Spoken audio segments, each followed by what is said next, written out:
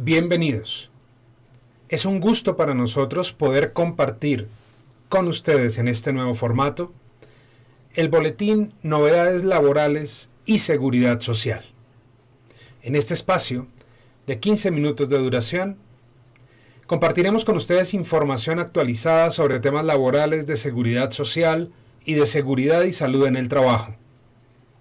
Estamos transmitiendo para las diferentes redes sociales, Facebook, Twitter, YouTube y Periscope.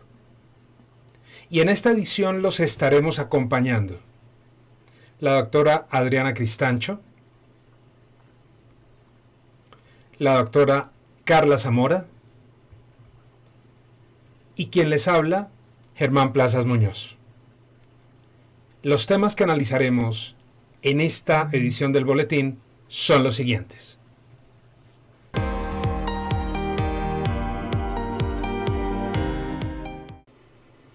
Como ustedes recordarán, las empresas que tengan 15 trabajadores vinculados mediante contrato de trabajo o más deben contratar aprendices del SENA o de entidades avaladas por el SENA. Si tienen entre 15 y 20 trabajadores, un aprendiz.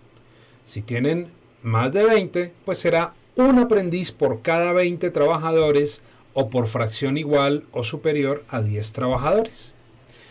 El contrato de aprendizaje se divide en dos grandes etapas, lectiva y productiva. La lectiva, aquella en la cual el aprendiz está estudiando en el SENA o en la entidad avalada por el SENA, y la etapa productiva, que es aquella en la cual el aprendiz ya está practicando lo que aprendió. La remuneración durante ese contrato de aprendizaje será equivalente al 50% de un salario mínimo legal mensual vigente durante la etapa lectiva o el 75% del salario mínimo legal mensual vigente durante la etapa productiva. Eso es lo que establecen hoy las normas legales vigentes.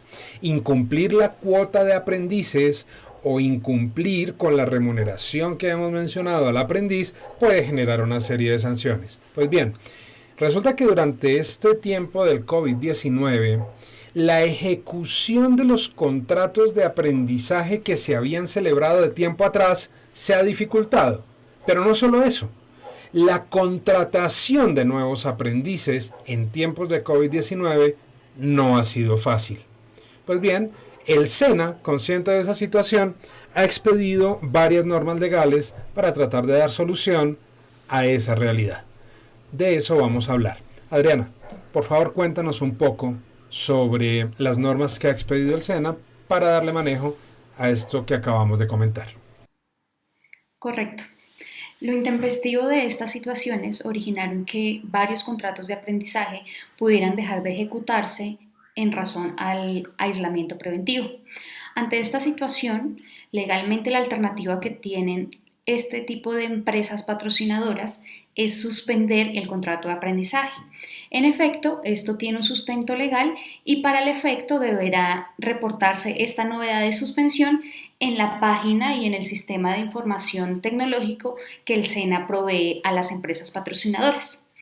También hay otra situación que se nos puede presentar y es que en mitad del aislamiento preventivo, en mitad de la cuarentena obligatoria, el contrato de aprendizaje haya finalizado y por lo tanto la empresa patrocinadora se vea en la necesidad de contratar nuevos aprendices.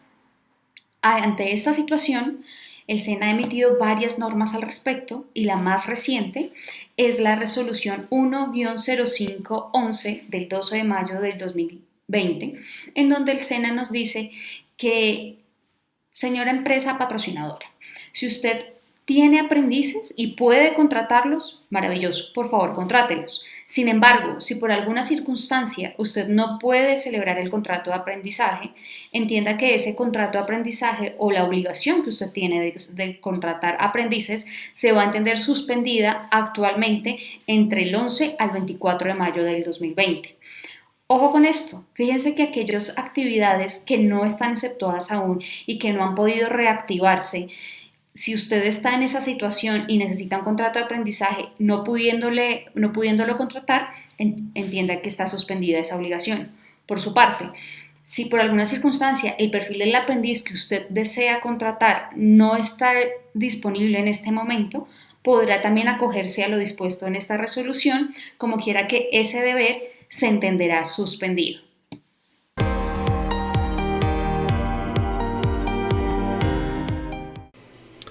La llegada del COVID-19 a nuestro país generó la expedición de toda una serie de normas legales que recomendaban el distanciamiento social como una práctica necesaria para detener la expansión del virus.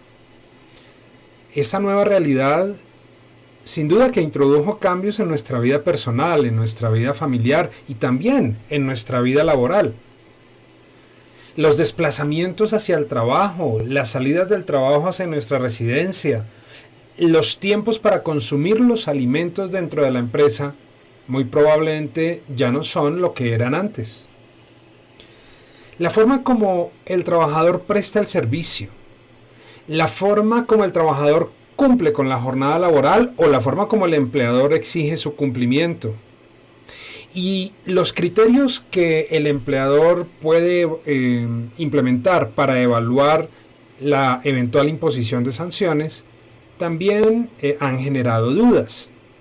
Algunas de ellas relacionadas, por ejemplo, con la necesidad o no de reformar el reglamento interno de trabajo para afrontar los grandes retos que genera este COVID-19. Teniendo en cuenta la recurrencia de esas consultas que hemos recibido por estos días, en nuestra firma, Carla nos ha preparado un resumen de esas consultas. ¿Qué es lo que se están preguntando las empresas hoy en día?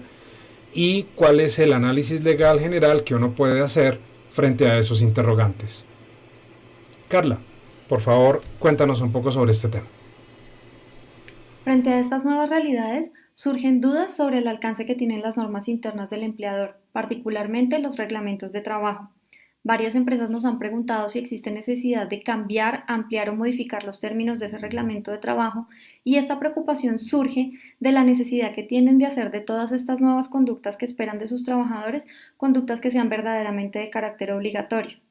Ante eso, nuestra respuesta es que no hay necesidad de cambiar los reglamentos de trabajo ya existentes en las empresas, por lo menos no en virtud de la emergencia suscitada por el COVID-19, y esto por varias razones. La primera de ellas es que se trata de medidas de carácter temporal, es decir, que en principio por lo menos solo van a ser aplicadas mientras dure la emergencia. La segunda es que todas estas nuevas obligaciones a las que nos estamos adaptando son de carácter urgente, deben ser implementadas de inmediato, y esto no da espera a que el empleador agote todo el trámite para publicar una modificación o un nuevo reglamento de trabajo, que implica una publicación del proyecto de reglamento durante 15 días para darlo a conocer a los trabajadores antes de su entrada en vigencia. Y la tercera razón es que si bien todas estas nuevas medidas son de carácter más específico y muchas veces parecen nuevas frente a lo que ya tenemos en el reglamento, lo cierto es que sí se pueden subsumir o quedar comprendidas en los términos generales de ese mismo reglamento, el cual ya debe contener normas, por ejemplo, sobre cumplimiento de medidas de salud y seguridad en el trabajo, sobre confidencialidad, sobre manejo adecuado de las herramientas de trabajo, asistencia puntual a reuniones y, en general, sobre todas las conductas que debe cumplir el trabajador porque le son instruidas por su empleador. En conclusión, para nosotros no es necesario hacer cambios al reglamento de trabajo por cuenta del COVID-19. Lo que sí sería necesario es que todas estas nuevas medidas se informen de manera clara y eficiente a los trabajadores, dándole a conocer todos los ajustes que se hagan de manera oportuna para que los puedan cumplir. Los cambios que se hagan al reglamento de trabajo siempre serán bienvenidos si se hacen con la perspectiva de que el reglamento es un estatuto de carácter más bien permanente y esos cambios atienden a políticas generales del empleador y no a una coyuntura temporal como la que estamos viviendo en estos momentos.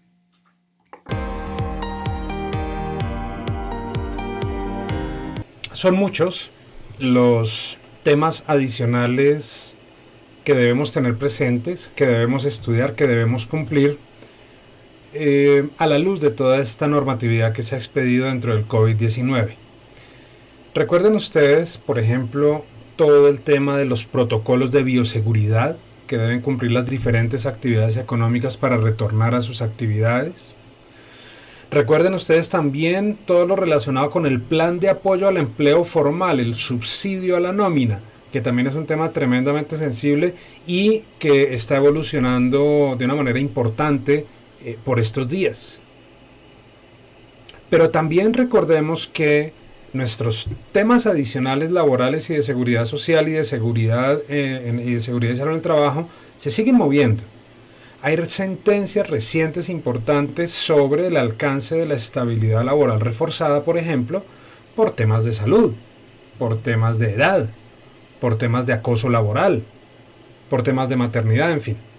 Pues bien, información adicional sobre todos estos temas que les acabo de mencionar. Los invito a que visiten esa página web, a que descarguen la aplicación en sus dispositivos móviles. Pueden instalar la aplicación y usarla por un tiempo de cortesía sin costo. Revísenla. Ahí pueden tener información actualizada, preguntas y respuestas, más el texto completo de leyes, decretos, resoluciones, acuerdos, circulares, sentencias y videoconferencias sobre temas de actualidad. Muchas gracias a todos por su asistencia. Espero que esta edición del boletín Novedades Laborales y Seguridad Social haya sido de su interés y poder contar con su asistencia en futuras oportunidades. Muchas gracias y hasta pronto.